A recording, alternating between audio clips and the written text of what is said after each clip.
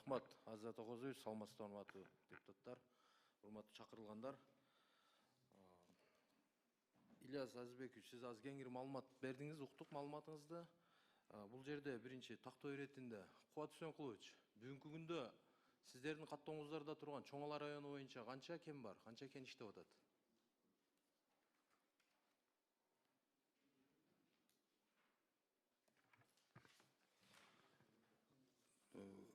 Эми жалпысынан мен албай калып турмун. Маалыматыңыз жок, Сиз айтсаңыз, аким. Саламатсызбы? Биздин райондо бүгүнкү күндө каттоодо турган 40 көмүр кен 40 лицензионный площадьтар бар, анын 20сы көмүр кен үчүн. Ошол 20 көмүр кендин канчасы мамлекеттики, канчасы жеке тарап? Биз эми айтсак, биякта казылып аткандардан азыр 3 көмүр кен иштеп атат. Бирөө Чоң Алай көмүр мамлекеттик ишканасы, экөө жеке менчик болуп эсептелинет. Ал эми жана изилдөөгө берилген лицензияларды айтсак, Кыргыз көмүр түштүк филиалына 3 участок бар, калгандары менчик болуп эсептелинет. Рахмат, Мирбек Турдубекович, эми сиз канча ай болду Чоң Алайга барганыңызга? 2023 жыл декабрь. Уже 2 жылга чыкылдап калыптырмын да. Мен айтайын дегеним, мисалы азыр мына өзүңүздүн сөзүңүздү айтып атасыз, 40-тын айланасында деп, анын ичинде 20 деп. Азыр бул жерде биз маалыматтарды көрдүк, именно ушул Айсан жоопкерчилиги чектелген бул ушул кендин андан сырткаркы, андан башка дагы 3 мамлекеттики болсо, андан сырткары 16 жеке тарап турат. Алардын процедуралары кандай болуп өткөн? Алар да ушундай кырдаалга душар болгонбу, же алар кайсы жол менен иштеп атышат азыркы күндө? Бизде талап баарына эле бирдей. Айылдык кеңештин эч кимисинде буга чейин дагы уруксат берип келгенбиз, айылдык кеңештин чечими болгон эмес. Биз айыл өкмөтү жана жергиликтүү мамлекеттик администрация макулдугубузду берип, иштегенге максималдуу түрдө шарт түзүп келебиз. Жок, бул өзү мына сиз айтып аткан өзү туура процесс да. Негизи буга чейинки кендерди айылдык кеңештин депутаттары чечим чыгарган эмес да, туурабы?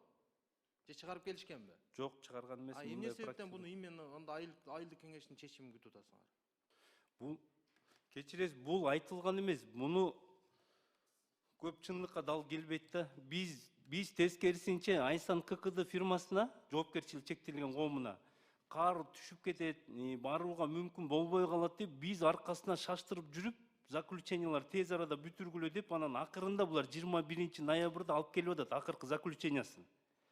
Андан кийин биз акты выбора участка кылып, жеринен барып, жолду аныктап көрөлү дегенде кар жаап мүмкүн болбой калып атат. Анан азыр бул жергиликтүү кеңештин макулдугун биякта негизин эч кандай көрбөй элебиз да. Андай маселе болгон да эмес.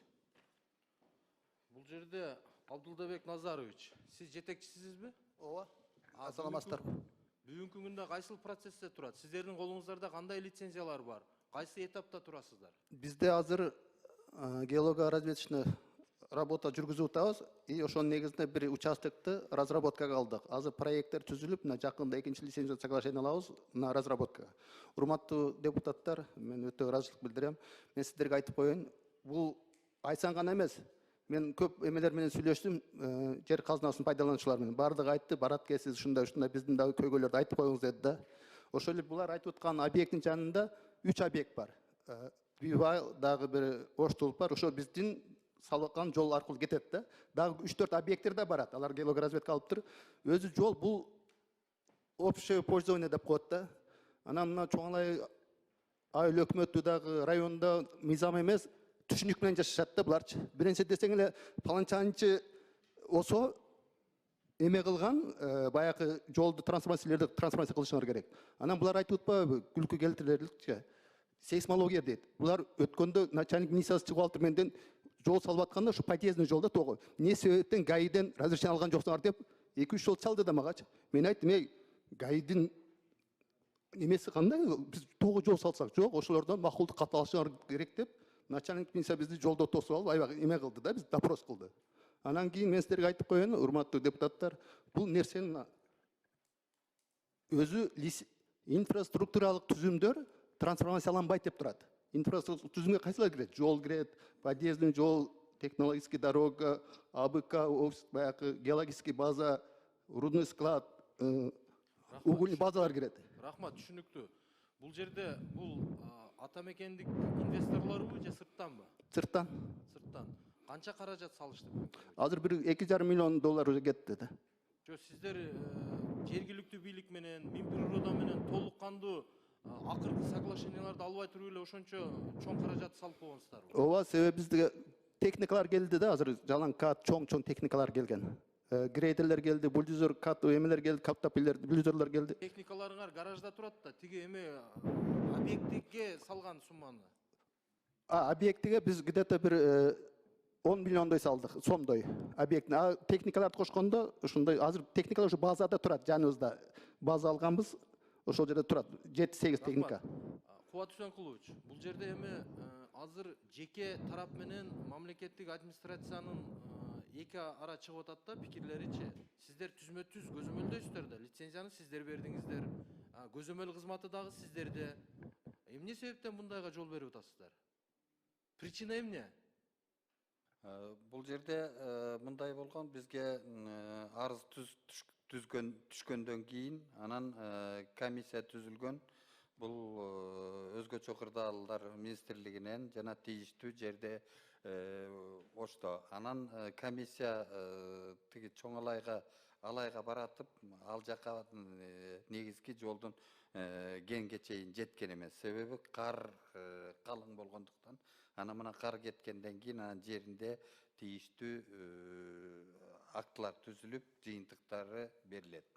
Эми кар жааганына 5 ай болду. Ал булар былтыркы жылкы процесс кандай болгон? Негизи баштапкы сиздердин уруксат кагаздарыңыздар, ошо соглашение 1би, 2би, ошолорду кылып атканда сиздердин тиешелүү жетекчилер, тиешелүү адистер барып жеринде көрүшкөнбү ошол маселе боюнча? Маалыматыңыздар барбы? Маалыматыбыздар бар, жеринде көрүшкөн, лицензиялар бар булардын. Эми мен бул айтайын дегеним, урматтуу коллегалар, бул бир жеке инвестордун кайрылуусу мынчалык чоң деңгээлге чыкканы өзү бир уят иш да өзү негизичи. Анан эми айласыздан келип атат да булар дагы. Анан эми бул жерде жергиликтүү мамлекеттик мамлекеттик администрациянын башчысы Аким, сиздер ушул Минприрода менен биргеликте, бул азыркы инвесторлор менен биргеликте эле чечиле турган эле маселе экен да бул негизи. Бул жака деле көп чыга турган маселе эмес. Бирок эми ушул жака үнү жетип, ушул жака чейин келгенден бул жерде бир мандем бар да. Ошондуктан эми азыр күмөн жаралып атат, калган жана сиз айтып аткан 20 компаниянын дагы калгандарында бир топ ушундай көйгөйлөр барбы депчи. Биздин маалыматыбыз боюнча буга чейинки жергиликтүү акимби, губернаторбу ага жеткизбей эле Минприрода өзү түзмө-түз ишмердүүлүк жүргүзүп, бир гана ошол жердеги салык саясатын же болбосо соцпакет ошолорду гана ишмердүүлүктү сиздер тактап иш жүргүзүшүңүздөр керек да негизи.